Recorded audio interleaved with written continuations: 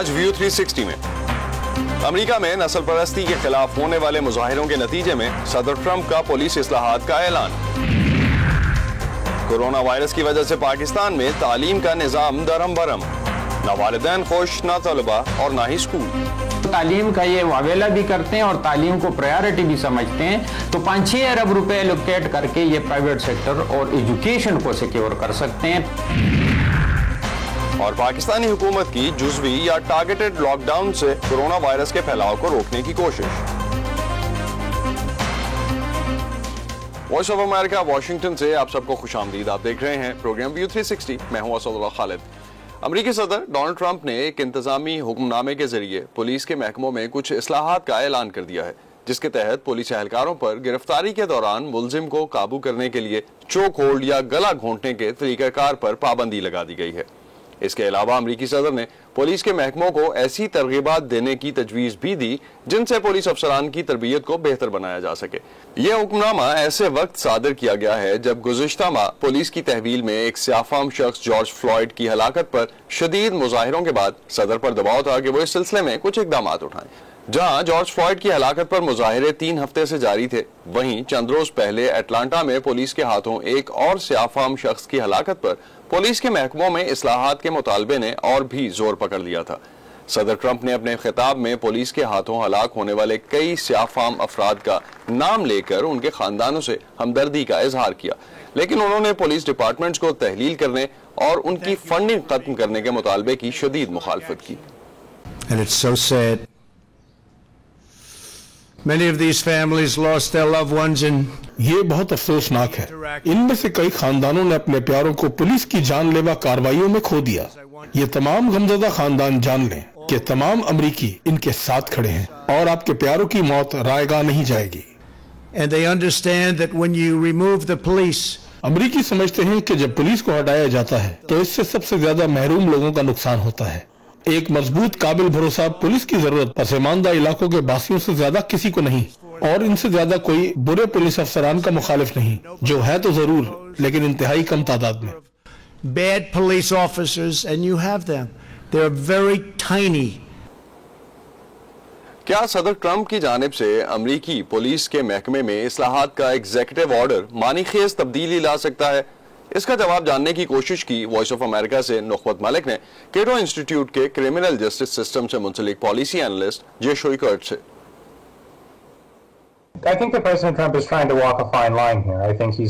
میرا خیال ہے کہ صدر ٹرمپ بہت محتاط ہو کر چلنے کی کوشش کر رہے ہیں۔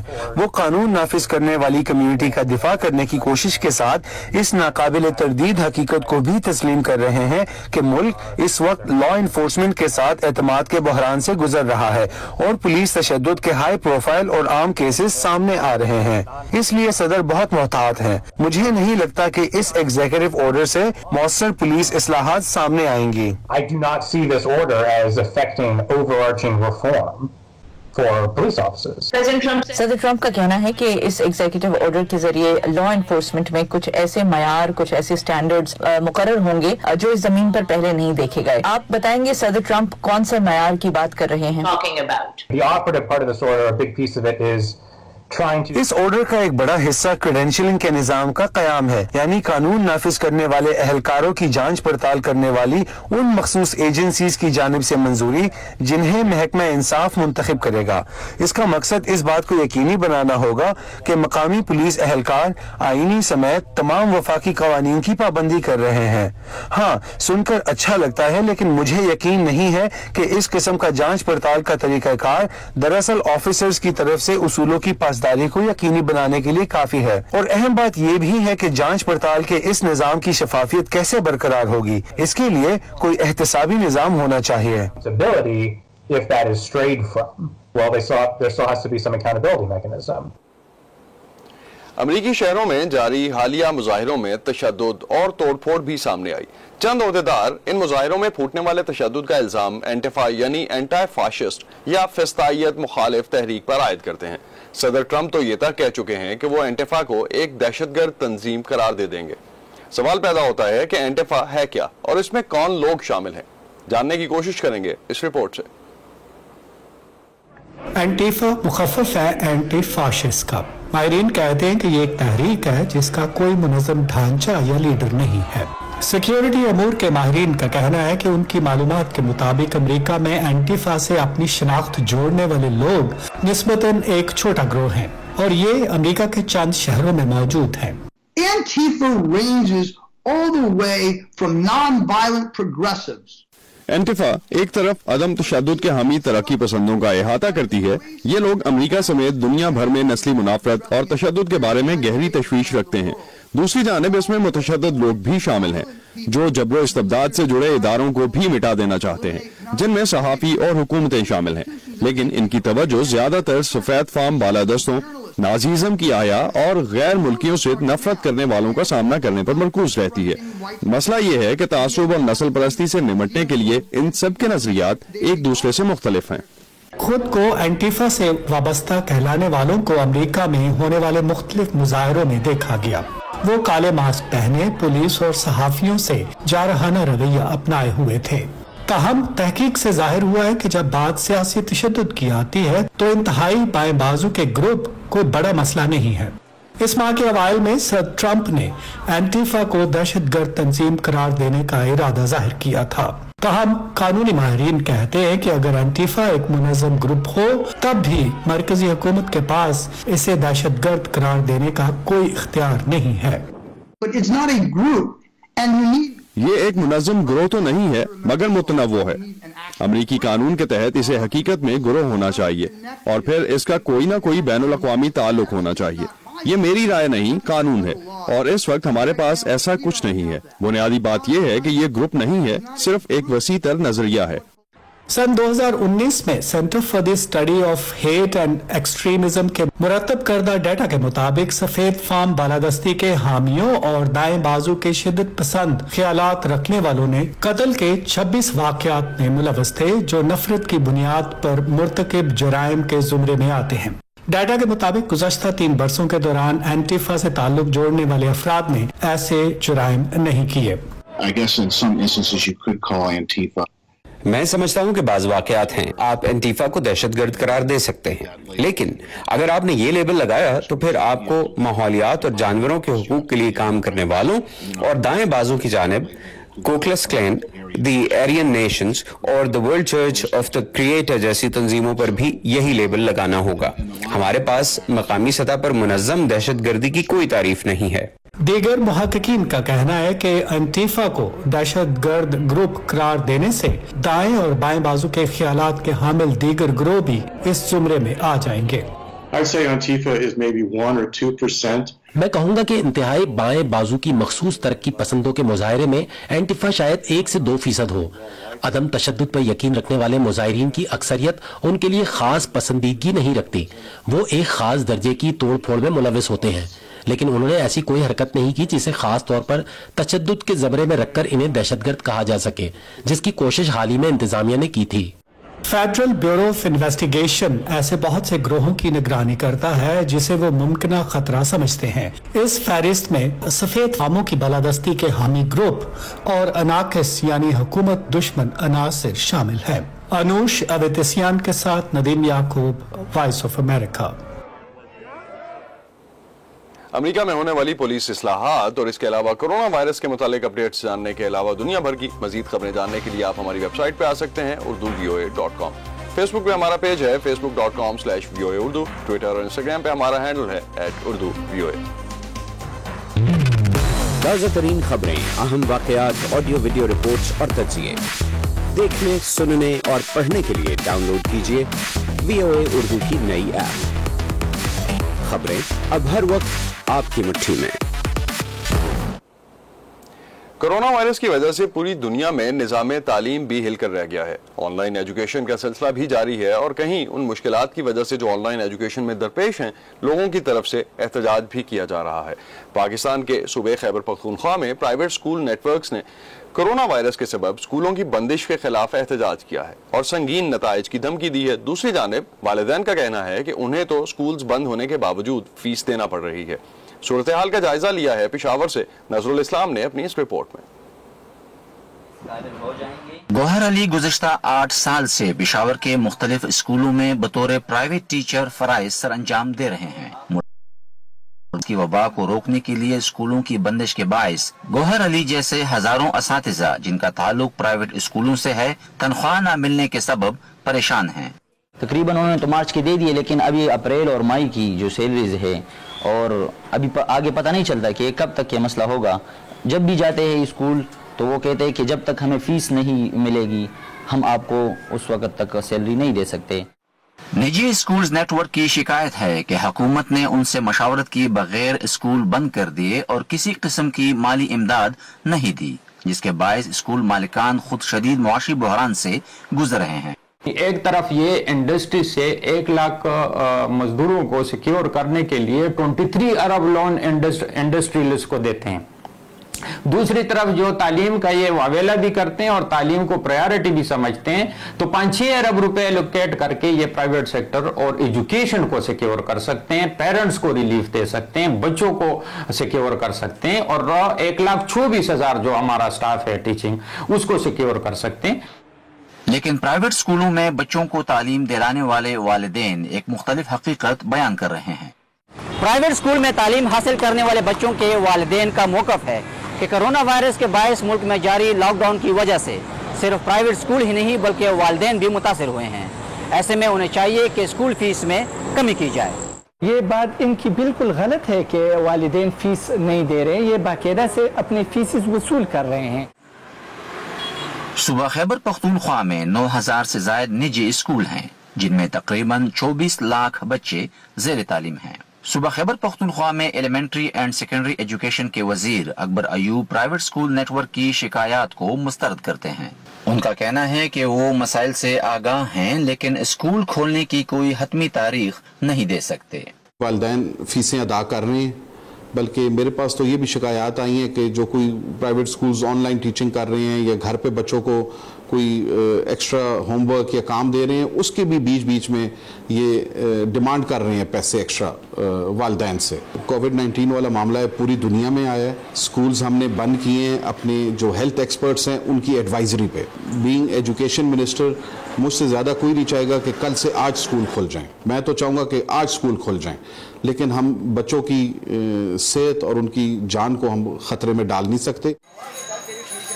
कोरोना वायरस के बायस स्कूलों को बंद हुए 3 माह हो चुके हैं और अभी ये इदारे मजीद 15 जुलाई तक बंद रहेंगे। ऐसे में वालिदैन रिलीफ के लिए स्कूलों की इंतजामिया की जानिब देख रहे हैं, जबकि स्कूल मालकान हुकूमत से माली मदद की तवक्को कर रहे हैं। लेकिन हुकूमत फिलहाल प्राइवेट स्कूलों का माली बोझ बांटने का कोई इरादा नहीं रखती। Nazrul Islam, voice of America, Peshawar.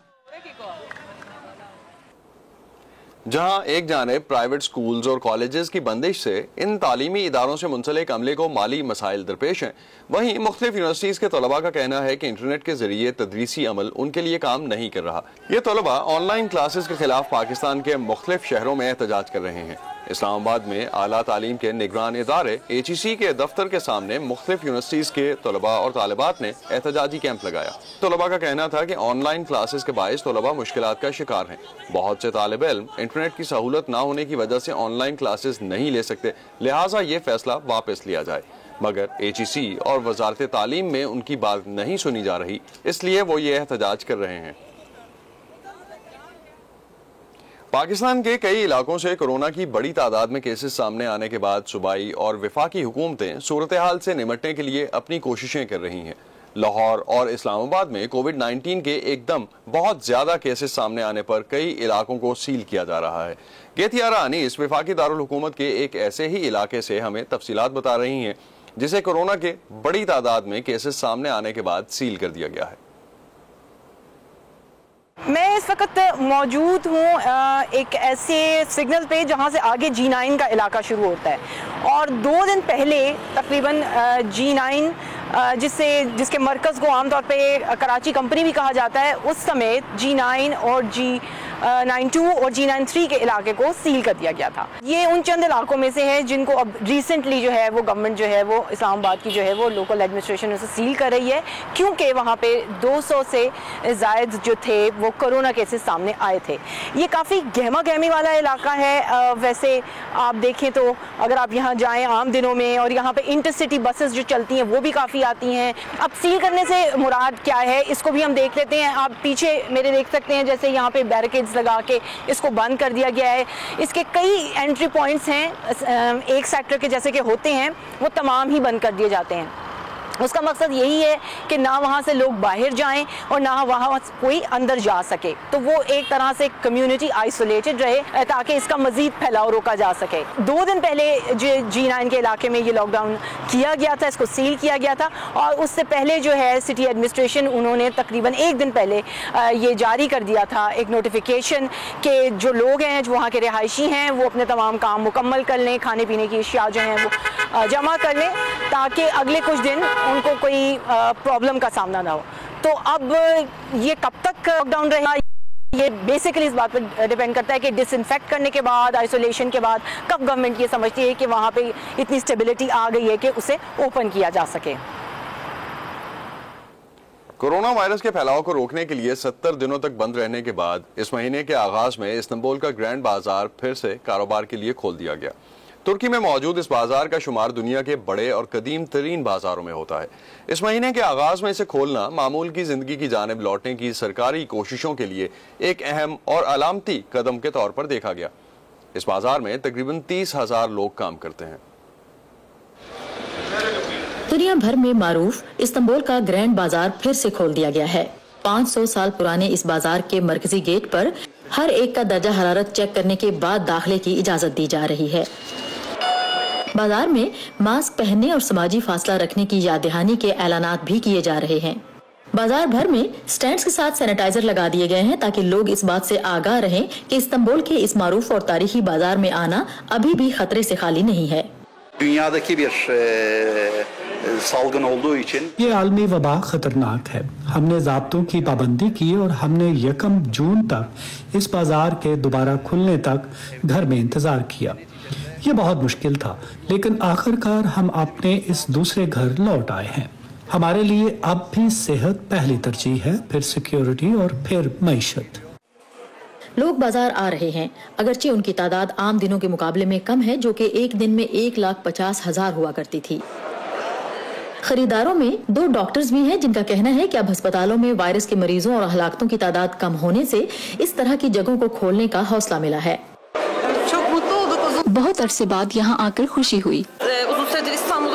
ہم طویل عرصے سے استنبول میں رہ رہے ہیں. ہم نے کبھی اس بازار کو بند نہیں دیکھا تھا. اس کا دوبارہ کھلنا بہت اچھا لگا. پابندی اٹھنے سے بازار میں موجود زیور کی دکانوں کے مالکان لوگوں کی آمد سے خوش ہیں اور شادی کی تقریبات پر شکر ادا کر رہے ہیں.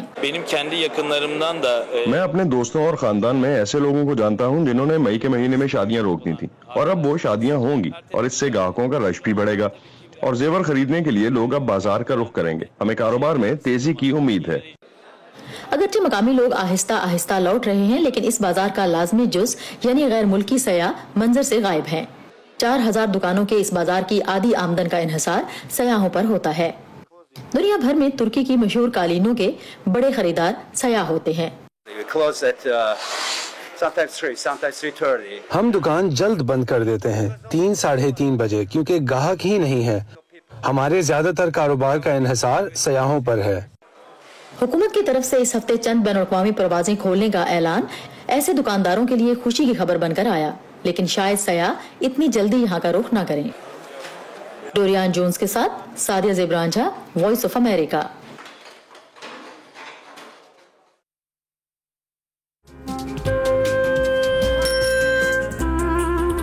ابا جیسے کروڑوں لوگ جہاں ہر روز ایمانداری سے کام پر لگے ہوں, چاہے وہ دفتر میں ہوں یا کھیتوں میں, سڑکیں ہوں, بارڈرز, کھیل کا میدان یا کوئی انٹرنیشنل سٹیج. جب پاکستان کا نام روشن کرنے والوں کی کہانیاں کہنے کے لیے ہمارے پاس وقت کم پڑ جائے, جب پورا ملک ہی خود کو آگے لے جانے میں لگا ہو, تو پھر دنیا بھر میں اس کا پرسیپشن مٹھی بھر لوگ کیوں بناتے ہیں؟ We are almost there, but not there yet. لگتا ہے تھوڑی محنت اور کرنی ہوگی ہمیں بھی. ویو 360 صرف آج نیوز پر.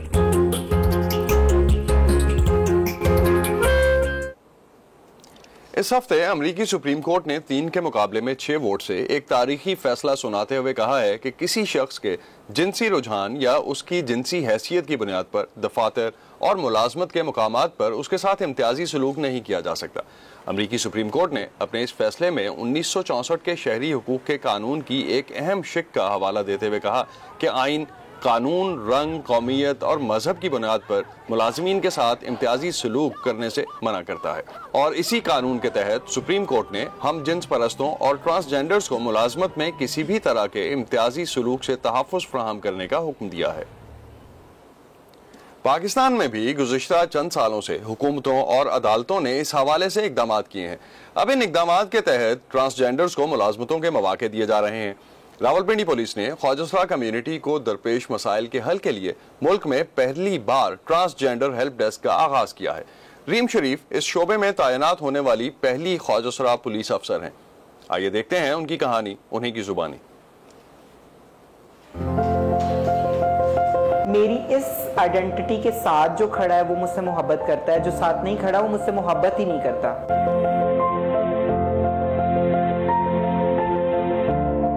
ٹرانس کمیونٹی 3 ہی میجر شعبے ہیں نا جس میں موجود ہوتے ہیں جو ارننگ کے ان کے ذریعے ہیں، بیگنگ، سیکس ورک اور ویڈنگ ڈانسنگ۔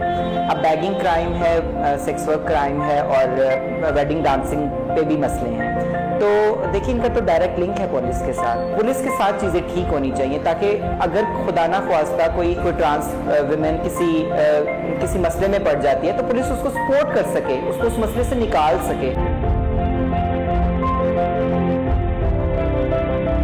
شروع سے مختلف تھی، میں کبھی بھی لڑکوں میں جا کے نہیں بیٹھی۔ میرے بھائی جو ہیں وہ باہر کھیلنے جاتے تھے، میں نہیں جاتی تھی۔ مجھے کوئی شوق نہیں تھا کہ میں باہر لڑکوں کے ساتھ جا کے کھیلوں، مجھے شوق تھا کہ میں گڑیا کے ساتھ کھیلوں۔ میں اپنی جو ارد گرد جو میری عمر کی فیمیل فرینڈس تھیں میں ان کے بیچ میں بیٹھ کے، حالانکہ مجھے بہت ٹوکا جاتا تھا کہ اٹھو تم یہاں کیا کر رہے ہو۔ میں انجینئرنگ کی اسٹوڈنٹ تھی اور کیونکہ میں اپنے ڈپارٹمنٹ میں واحد ڈائیورسٹی تھی تو مجھے بہت سے لڑکے تنگ کرتے تھے۔ مجھے لڑکیاں جو ہیں وہ اپنی ڈسکشنز کا حصہ بناتی تھیں اور وہ ڈسکشنز پازیٹیو، کوئی مثبت ڈسکشنز نہیں ہوتی تھیں۔ تو ان ڈسکشنز سے افیکٹ ہو کے میں اتنی جو ہے I am a sensitive civil, تو میں ڈپریشن میں چلی گئی۔ میں اتنے برے سویر قسم کے ڈپریشن میں گئی کہ میں 1 سال تک پیرالائز رہی، بیڈ پیرالائز۔ اور اس کے بعد اس چیز میں سے باہر آنا اپنی ول پاور کے تھرو، ایجوکیشن دوبارہ کنٹینیو کرنا، دوبارہ جو ہے وہ زندگی کی طرف آنا، تو یہ دیکھیں گے سوسائٹی کے سر پہ چیز تھی کہ ان لڑکے اور لڑکیوں کو کیونکہ وہ سمجھ نہیں سکتے تھے تو انہوں نے جو ہے انجانے میں میرے ساتھ کیا کر دیا۔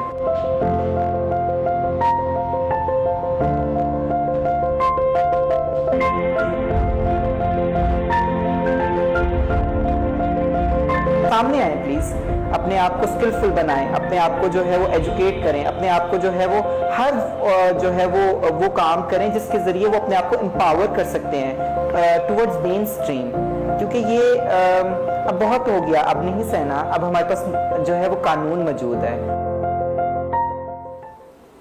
یہ تھا آج کا ویو 360۔ اسٹے سیف، اور جب ٹارگیٹڈ لاک ڈاؤن اس وقت جاری ہے تو اس کا احترام بھی کیجیے اور احتیاط بھی کیجیے۔ ان احتیاطی تدابیر کے بارے میں ہمیں ضرور لکھیے facebook.com/VOA اردو کے پیج پر، ٹویٹر اور انسٹاگرام پہ ہمارا ہینڈل ہے @urduvoa۔ اب تک کے لیے اتنا ہی۔ اسد اللہ خالد کو اجازت دیجیے، خدا حافظ۔